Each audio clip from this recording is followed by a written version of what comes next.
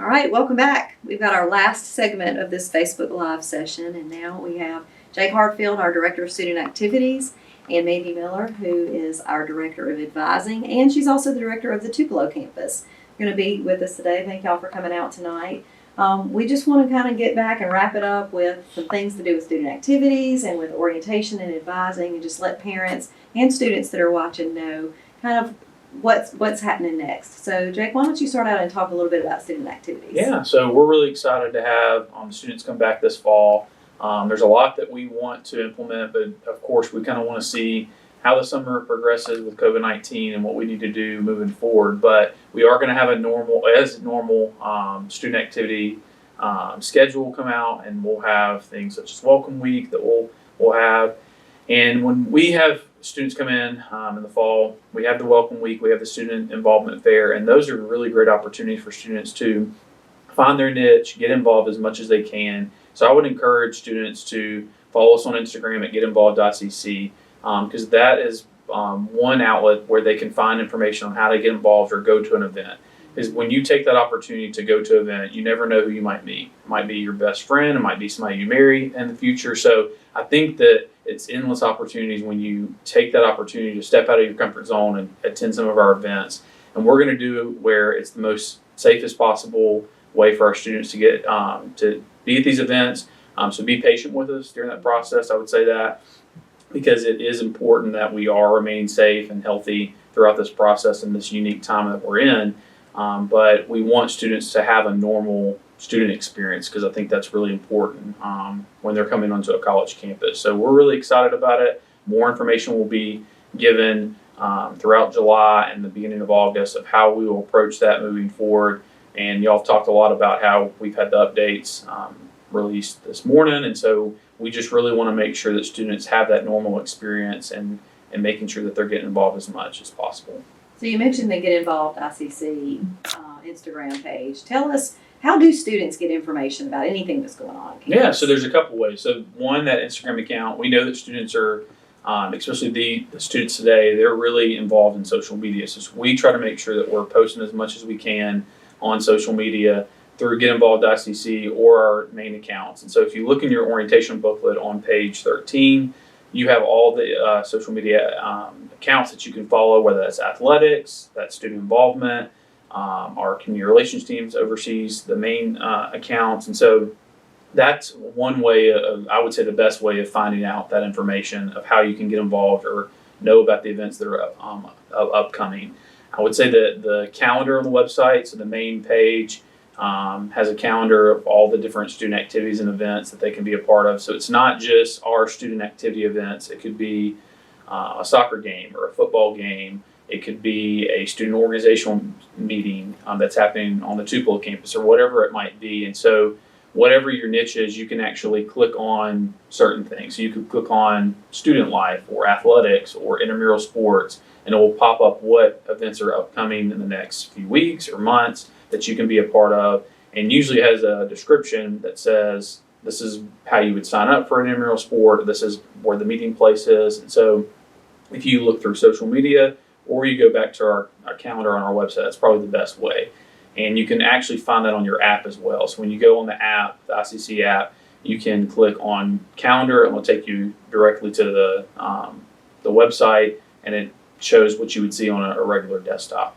Right. And two, I just want to reiterate what you said about getting involved. Mm-hmm. I mean, too, that even if you weren't involved in high school in that activity, doesn't mean you can't get involved in college. Exactly. Don't you agree? Yeah, I would agree. I mean, we have over 30 plus student organizations. I think in the orientation booklet, there's a page that kind of lists all of those different organizations. And so I would encourage students, whether it's emailing an instructor or emailing a sponsor of that organization, to say, hey, can I get a little bit more information? Or you can even email me and we can send that to you, or just attending the Student Involvement Fair in the fall. We might do it virtually. We might do it where it's in person, if we want to be the safest way. And so more information will come out, but take those opportunities, because I think back to when I was in high school, I wasn't as involved in high school. When I came to college, it was a totally different experience. So you're right. I think it's just important that students take those opportunities and step out of their comfort zone, because that's what college is all about.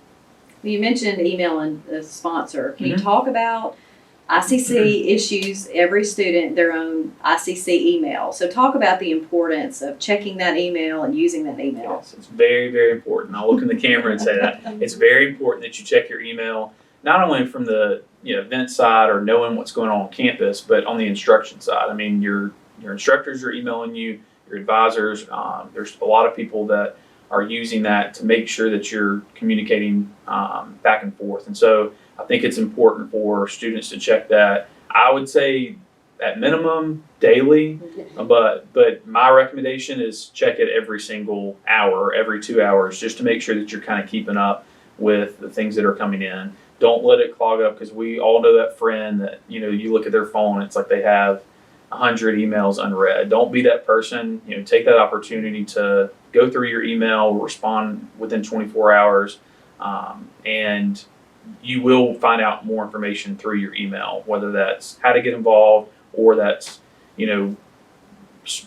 resources or support for tutoring or whatever it might be. So I would say check your email as much as possible, because that's where all the information comes in. Well, and too, there's email and there's Canvas messaging too. So I think too that students have to realize that they need to check their ICC email account, and then there's a Canvas messaging system too that's different. So it's the ICC email account that needs to be checked very, very often. Yeah. Well, and part of the orientation videos that have been put out for the students online kind of goes through how they get information. And had we been face-to-face, then we would have had the orientation leaders working with the student to download every app, make sure they have the Outlook app, make sure they have the Canvas app, make sure they have the social media apps, and they're following those groups. But all of that information is in the orientation booklet. So hopefully, parents, you will encourage your students to go do that and put it on their phone, because most of our students do have phones and they keep those really close to the vest and they're checking those things. But I know for me, if I get a notification through my email app or anything like that, it prompts me a little bit more as well.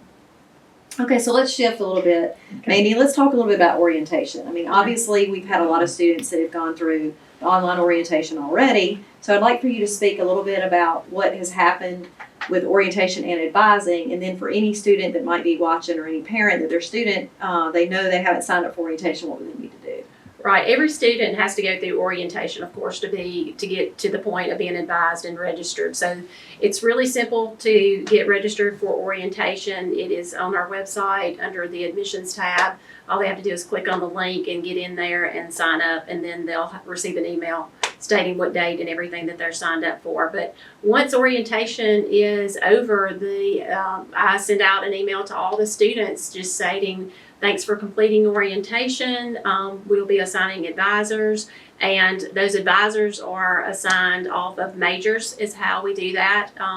And within the next week, that advisor will either contact them via phone or email or Zoom appointment, however they want to correspond, so that we can get them registered for their classes for the fall semester. But the advisor and the student work together. Okay, so what if, I've had this happen already, where a student that applied for admission or maybe even applied for orientation under one major, and now they've decided they want to change their major. What's the process for that? That's really easy. They can just email us at the eadvisor@iccms.edu. We can change it from there. They actually can log into their MyTribe account. Under the school services tab, there is a change of major form there if they want to do that, and they'll get an electronic confirmation once that major has been officially changed and the advisor has been assigned to. So that's an easy way too. When I send out the email after the orientation, I also tell them they can email me directly. I include my email address so that if they want to change it that way too. So there's multiple ways. We definitely make it pretty easy for them to get that changed, because I know that's important, because that dictates what classes they have to take. So that's one important piece of information we definitely need to have right. Well, what if we have some either currently enrolled students or students that have already gotten their schedule and they want to make an appointment to meet with somebody in advising? Can we do that? Yes, we definitely can. Yes. Thank goodness. We are taking face-to-face appointments. If you go to our website at iccms.edu/appointments, you have the ability to choose the Fulton campus or the Tupelo campus, either one, and we will contact you back and be sure that we tell you, of course, the social guidelines and what you do when you arrive, but you can make appointments that way. And again, the eAdvisor email, they can make appointments through that too.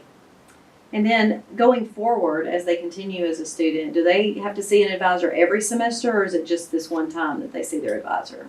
We take advising at ICC very serious. We think it is a student-advisor relationship that is important as far as being successful in college, and making sure that they have their career goals lined up and that they can graduate ICC in a timely manner. So they do see their advisor every semester. They'll get emails saying it's advising time, it's online. We put it on the website. We post, signs all over campus, so they definitely get the message that it's time to see their advisor. Also, too, once classes start, I think this is really important. They have to see their advisor to make any schedule changes too, to drop classes, to withdraw from any type of classes. They have to go see that advisor and let them initiate the process. Whereas right now, up until school starting, they actually can make some changes to their schedule. But once school starts, they do have to see that advisor to make any schedule changes. Well, and just to kind of prompt you on this, I know that one of the reasons why advising is so important is because the advisor is going to look if the student is on financial aid, or if they're living in housing, or if they're on county tuition, because all of those things go into place. Yes, they have those hour requirements, and so we don't ever want to put them in jeopardy of losing their financial aid or getting on probation for housing. That's one important piece that I know parents don't want them to lose their money, or they're getting kicked out of the residence hall. So that's important. You're right, just to keep in touch and make sure that they are receiving their aid. And two, if they drop one class, it may impact their next semesters that are reoccurring after that. Could keep them from being able to progress in a timely manner. So we just want to be sure we discuss all of that and lay everything out on the table. Okay. Well, you mentioned parents and Yes. talking about the schedule and about finances. Right. We talked earlier about FERPA and Right. how we have some guidelines that don't allow us to discuss an academic record with someone outside of the student. So if a parent has a question about their student's schedule, how do you recommend them to navigate that process? If the parent has a question about the schedule, then I definitely would pull their student in with them. I have had some conversations with students and parents on the phone, but it's been with the student putting me on speakerphone. But, it's really important for the student to handle the conversations. I think it's a learning process for them by taking control of their education, and it helps them to progress through their freshman and sophomore year here, and then too, whenever they move on to the senior college. It's just important to start building up that relationship the student needs to have with their advisor. So as a parent, I know it gets hard sometimes. You really want to just find out and everything, but if you can put it in the hands of the student, that's such a great learning experience for them. And we talk about that with really what we're doing in college is just trying to prepare that student for life, and whether it be putting themselves out there in a student activity situation, or navigating the advising process, or interacting with their instructors, or whether it be problems or just questions. I think what we're trying to do is just make them successful for life. Yeah. And I would say, me and Mandy have talked about that. Coming to college it can be a difficult transition for students coming from high school and meeting new people and being in a residence hall, or even if you're a commuter student. So if you as a parent are noticing things that are not normal, or there's just a behavior change, like make sure that they're reaching out to their advisor, or reaching out to our counseling services that we provide here on campus, because I think that's important, because you as a parent know more about your student than we do. So I think if we can be partners with parents in that, and if you notice that they're down, tell them to go to an event. Pull their roommate, or pull someone on their floor. Tell them to go to the next room. Ask them, hey, do you want to go to lunch with me? Just those small things can begin to shape them a little bit and put them out there and kind of be in the adult world, I guess you'd say. I agree. I totally agree with that statement too. It's just, tell them to reach out to another adult. That's always important too, because students have a tend to ask other students for advice and everything, and sometimes that's not the best advice to get, or they get wrong information too. That's happened before too. The student gives another student wrong information, so they really need to reach out to our faculty, our staff. I think that's probably one of the greatest selling features about ICC is our faculty and staff are so caring and willing to go above and beyond the call of duty at any point in time for students. We want these students to be successful as they move forward.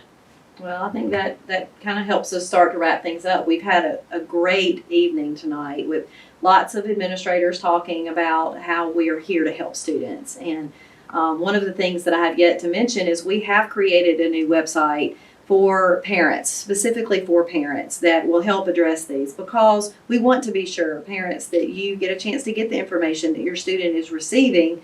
And then up to a certain point, we have to kind of pass the baton off to them. But that website is iccms.edu/parents. We have all the videos that we have been showing to students for the online orientation available for you to access there. We also have the web address, parents@iccms.edu, that you can send questions, and the three of us will be manning those questions. But what we really want to emphasize tonight is that we are here to help, and each one of us that have given our email addresses or our departmental email addresses, we are manning those things and want to be sure that you're getting all the questions answered. So, y'all have anything else you want to add before we close it out? I agree with everything you say. We're here to help. That's the main purpose of our job. You know, we always try to treat all these students like they're our own children. So Well, you have a child here. and I do have a child here, so I definitely try to You're treat feeling it. it. Yes, I do. So we want to, the best start here. That's just the bottom line. Well, we firmly believe that, and we plan to have another Facebook Live hopefully in July, when we have a lot more of our guidelines for opening up in fall to be laid out, and we can discuss that more with parents. But anybody that's still out there watching, y'all just be sure and ask us questions and follow up with us. Reach out to the resources that are available that we've mentioned tonight, and hopefully we'll see you on campus soon. Thanks.